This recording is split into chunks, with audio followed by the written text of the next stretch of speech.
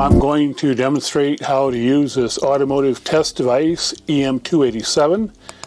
And at first look, maybe looks like a knockoff of a product called a power probe, except there are maybe enough differences so that they're not infringing on any patent rights. The power probe usually has a readout here, where this just has a string of lights. The power probe does have several different connector ends, where this only has these large battery clips. But I find those are really too large for my application. So the first thing I'm going to do is replace them with these smaller ones. And the smaller ones you can still connect to a deep cycle battery, plus you can connect to other power sources. So I'm going to remove these battery clips and install the smaller ones. We could potentially reuse these, but I'm not going to worry about it for now. So these are pretty easy to install. We want to put the boot on first, and then we're just going to solder it. And if you so desire, you can also put a crimp in them. It's just a simple matter of feeding this through. The EM287 is a diagnostic electrical troubleshooting tool. It can be used to check for shorts, opens, and quite a few other conditions. I have to emphasize that you really need to read the instructions well before using this, as you could potentially damage something if you misapply the probe. So keep the instructions handy and refer to them often. If you manage to short something out, there is an 8 amp auto reset circuit breaker that will hopefully prevent a catastrophic event.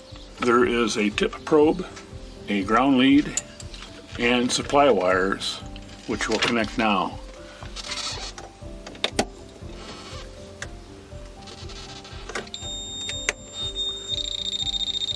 And when you connect it initially, it does a self-diagnostics test, which is what you just saw.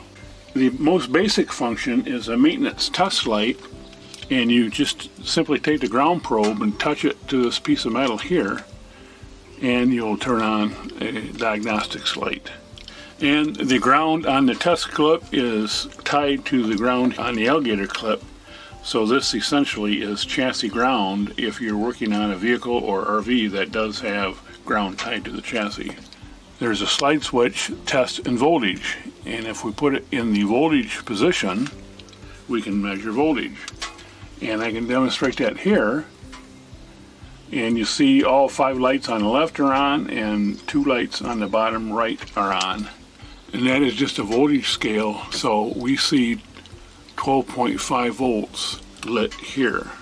That is not very accurate, as we are on the converter in the RV and producing 13.31 volts according to the Victron battery monitor. However, the next higher voltage LED on the probe is at 13.5 volts, so I suppose it's more of a matter of a limited resolution with the probe.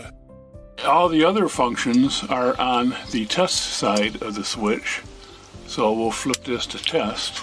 And that also activates this momentary switch. By flipping this switch back and forth, we're putting a positive or a ground on the probe. When the LED turns red, it is a positive voltage. When the LED is green, it is a negative voltage.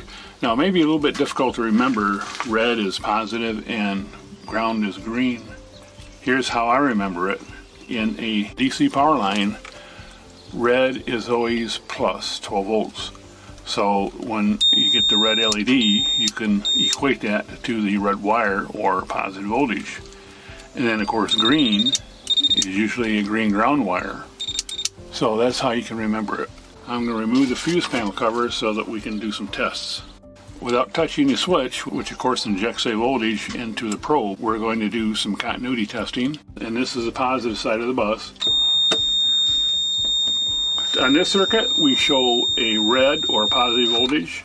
We have a positive voltage here. And we have a negative voltage here, which I'll explain later. On the ground side of the bus, we show negative. I remove the fuse from this fuse panel. And this normally would go to the fuse, this wire here, but it shows ground. The reason it shows ground is because it is reading through the light bulb to the ground, and the light bulb doesn't really offer that much resistance. So basically we're measuring ground through the light bulb. Now if I wanted to turn the light bulb on, I could hit the positive, and you see we inject a positive voltage into the light bulb. And then of course if we do a negative, it doesn't do anything because it's already at ground potential. And here's where you could get into trouble. If I tried that same thing on here, if I do a positive, it's okay. But if I select a negative, I'm going to blow this fuse. So you kind of have to know where you're at in the circuit as you're testing before you inject a voltage. And we can also do a continuity test on any device. For example, I have a fuse that is not connected to anything. I'll put the ground on one side, and when I touch the tip, you see that it measures ground on the other side, so we know this is good. Now again, if you put a positive on here, you're going to blow the fuse because it's going to run a positive voltage through here. A negative voltage though, no big deal, because of course this side is already negative. So if you're careful and do not depress the voltage switch, you can use this to test for continuity. And again, when we're troubleshooting, we can inject a positive voltage here to turn the light on. Or if I disconnect the ground wire on the light bulb and put a fuse back in, see now we see that this is at positive potential, because again, it's reading the positive voltage through the light bulb. And if I now inject a negative voltage, I can again light the light bulb. We can also use a probe to test the 7-pin cable. So we have battery, turn signal, brakes, ground, turn signal, taillights. And you notice we have nothing on the 2 turn signals. That's because these are LEDs. Being LED will not show up on this probe, but the taillights are incandescent. That's why the taillights show up. So again, you have to have some basic familiarity of what you're looking at. And I can turn the lights on by injecting the positive into the taillights, and I could actually turn the right and left turn signal through the LED. I wouldn't want to do that on the brake circuit though, because the brake circuits for a single axle trailer is about 6 amps, for a dual is 12, and this thing isn't going to supply that much power.